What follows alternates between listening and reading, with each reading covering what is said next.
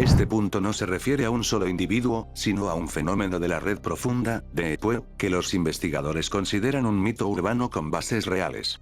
Se dice que en ciertos foros de acceso restringido operan sujetos que no finalizan la partida por impulsos físicos, sino por un sistema de apuestas y entretenimiento. Estos individuos, conocidos bajo el seudónimo de Game Masters, organizan dinámicas donde personas vulnerables son acechadas y sometidas a situaciones de pánico extremo mientras miles de usuarios anónimos observan y pagan en criptomonedas. Lo que hace a este caso nivel 5 es la falta de evidencia física directa y el borrado sistemático de información. Se cree que estos sujetos tienen conocimientos avanzados de ciberseguridad, lo que les permite operar sin dejar rastro biológico ni digital.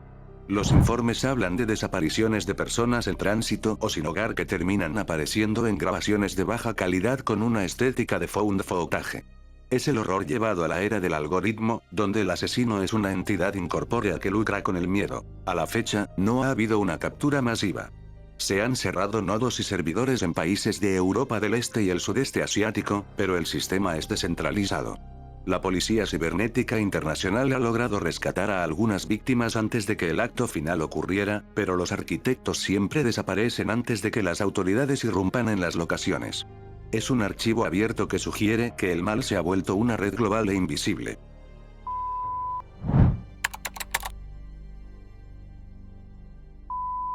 Este caso mexicano de 2021 es la definición del monstruo oculto a plena vista. Andrés Mendoza era un anciano de 72 años, expresidente del Consejo Vecinal en Atizapán de Zaragoza, Estado de México. Era conocido por ser un vecino amable que repartía comida y ayudaba a la comunidad. Sin embargo, su casa ocultaba un secreto que superó incluso al caso de Jeffrey Dahmer en escala temporal. Mendoza operó durante más de 30 años sin levantar una sola sospecha. Al registrar su domicilio, los peritos descubrieron un sótano oculto donde Mendoza había finalizado la partida de al menos 19 personas, aunque el hallazgo de más de 4.000 restos óseos sugiere que la cifra real podría superar las 30 o 40 bajas. Lo más denso de este punto es que Mendoza llevaba una bitácora meticulosa. Escribía el nombre de la víctima, el peso de los restos y la fecha. Además, grababa sus actos en cintas de video caseras y conservaba la vestimenta de las víctimas en estantes etiquetados. El sistema falló de forma absoluta por el prejuicio de la edad. Nadie sospechaba que un tierno abuelito era un depredador serial sistemático. Su caída fue producto de un civil, no de la policía. Bruno Ángel Portillo, un esposo desesperado, sospechó de Mendoza tras la desaparición de su mujer, Reina, quien había ido a la casa del anciano a ayudarlo con unas compras. Bruno entró por la fuerza a la casa de Mendoza y encontró los restos de su esposa sobre una mesa. Mendoza intentó huir, pero fue detenido por el propio Bruno y entregado a las autoridades. Fue sentenciado a prisión perpetua y su caso sigue en investigación, ya que se cree que muchas de sus víctimas eran mujeres desaparecidas hace décadas cuyos expedientes estaban empolvados en los archivos gubernamentales.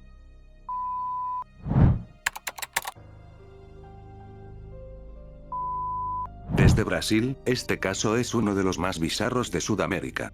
En los años 90, Marcelo Costa de Andrade finalizó la partida de 14 niños en la región de Niterói. Su perfil psicológico es un vacío total de lógica. Afirmaba que era un elegido por fuerzas celestiales y que su misión era salvar a las almas puras antes de que el mundo las corrompiera. Para sellar este pacto místico, procedía a consumir la sustancia roja de sus víctimas directamente después del acto. Marcelo era un hombre extremadamente religioso y carismático, lo que le permitía acercarse a las familias sin levantar alarmas. El sistema falló porque la policía brasileña de la época estaba más enfocada en el crimen organizado y las favelas, dejando de lado los reportes de desapariciones de menores en zonas periféricas. Su caso es nivel 5 por las declaraciones que dio tras su arresto, donde describía visiones de figuras de luz que le agradecían por su labor, demostrando un nivel de psicosis mística que pocos criminales han presentado. Fue capturado en 1991 después de que un joven lograra escapar de un ataque y diera una descripción precisa. Lo sorprendente es que Marcelo no intentó huir. Cuando la policía llegó a su domicilio, él los recibió con los brazos abiertos, afirmando que su misión había terminado y que estaba listo para ser el mártir. Fue declarado inimputable por razones psiquiátricas y recluido en un hospital de máxima seguridad, donde permanece hasta hoy, siendo un objeto de estudio constante para los criminólogos brasileños.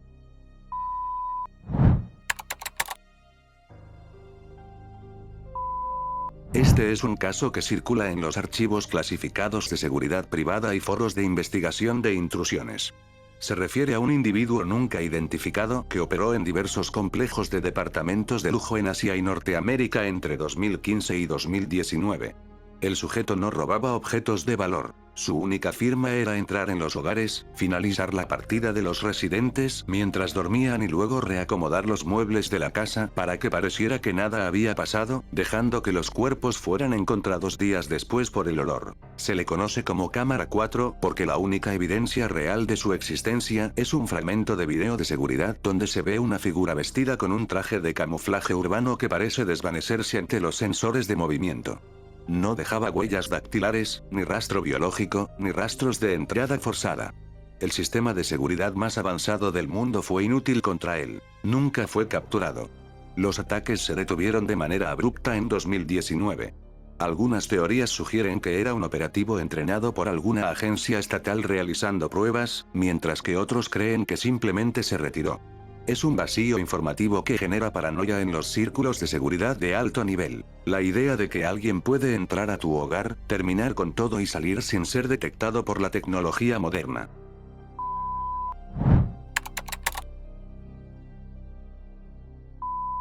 En las profundidades de los pantanos de Luisiana, entre 1994 y 2003, aparecieron restos de más de 20 hombres jóvenes. Las escenas eran ritualistas. Los cuerpos eran colocados en posiciones que imitaban el descanso y rodeados de flores silvestres. Lo perturbador es que la causa de la finalización de la partida era casi siempre la misma: una sedación perfecta seguida de una asfixia controlada, sin señales de lucha. El sistema falló debido a la geografía. El terreno pantanoso destruía la evidencia rápidamente y la jurisdicción se perdía entre los condados.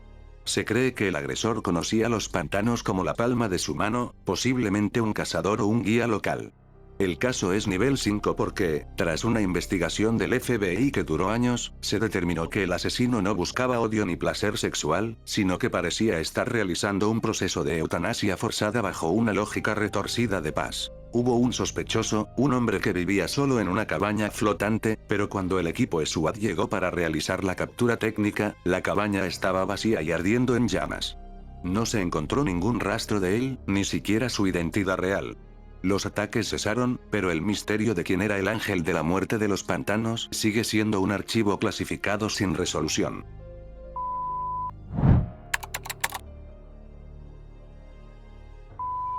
Este caso mexicano es la definición de negligencia y terror urbano. Operando en el Estado de México entre 2011 y 2012, este sujeto se enfocó en un perfil específico: mujeres jóvenes que trabajaban en el servicio doméstico o en el comercio. Lo que lleva este caso al nivel 5 es su método de acecho. No utilizaba armas complejas, sino su conocimiento de la vulnerabilidad de las rutas de transporte público para interceptar a las víctimas. Se le atribuyen oficialmente al menos 7 bajas, aunque se sospecha que la cifra es mucho mayor debido a que muchas de las desapariciones en la zona fueron ignoradas por meses. Su sadismo radicaba en el control. Una vez que tenía a la víctima, procedía a realizar actos de vulneración extrema para luego mandarlas al lobby mediante asfixia. Lo perturbador era su capacidad para ocultarse en un entorno tan densamente poblado como el Valle de México, pasando desapercibido como un ciudadano común, mientras las familias de las víctimas realizaban marchas exigiendo una justicia que el sistema les negaba por falta de presupuesto.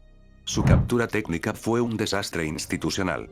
Fue detenido inicialmente en 2012, pero debido a un descuido de los custodios, o posible complicidad, logró escapar de las oficinas de la fiscalía saltando por una ventana. El sistema quedó en ridículo a nivel nacional. Tras una cacería humana que duró días y la presión mediática total, fue recapturado en la Ciudad de México. Al ser interrogado, mostró una frialdad absoluta, sin rastros de remordimiento. Fue condenado a 301 años de prisión, pero el vacío que dejó en las familias y la evidencia de la fragilidad del sistema de justicia mexicano permanecen como una cicatriz abierta.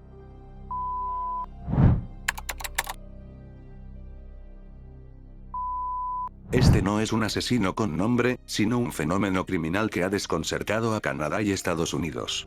Desde 2007. En las costas del mar de Salish, han aparecido de forma constante restos biológicos muy específicos. Pies humanos, todavía dentro de sus zapatillas deportivas.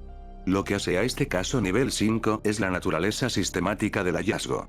No aparecen cuerpos, solo pies. La teoría del vacío sugiere que hay un sujeto operando en la zona costera que tiene un conocimiento avanzado de la descomposición acuática.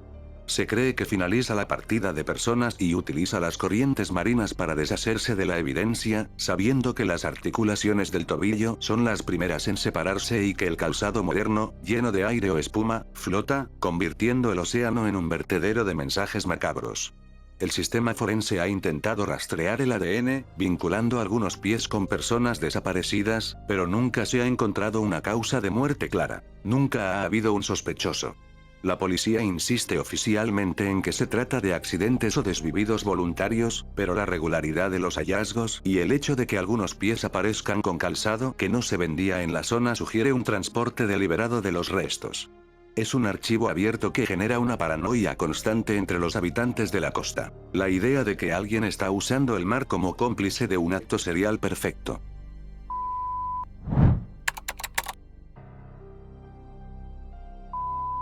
Cerramos el iceberg con el caso más profundo, el del sujeto que el sistema logró capturar pero decidió borrar de los registros oficiales. Se dice que en la década de los 70, en un país de Europa Central, un individuo mandó al lobby a decenas de hijos de funcionarios de alto rango. Debido a que el caso involucraba a la élite del poder y revelaba una red de corrupción y vulneraciones internas, el gobierno decidió desaparecer el expediente. No hay fotos, no hay nombres oficiales, solo testimonios de ex agentes que aseguran que el sujeto era un trabajador del propio Estado que utilizó su pase de seguridad para entrar a los hogares más protegidos. Es el nivel máximo del vacío. El asesino que existió, que fue juzgado en secreto y cuya historia fue enterrada para proteger la imagen de un gobierno. Se dice que fue ejecutado en una prisión subterránea sin juicio público. Sus huellas, su nombre y su rostro fueron eliminados de todos los archivos nacionales. Es la advertencia final del iceberg. A veces, los asesinos más prolíficos no están en los libros de historia ni en Wikipedia, sino en los archivos que fueron quemados para que el mundo pudiera seguir durmiendo tranquilo.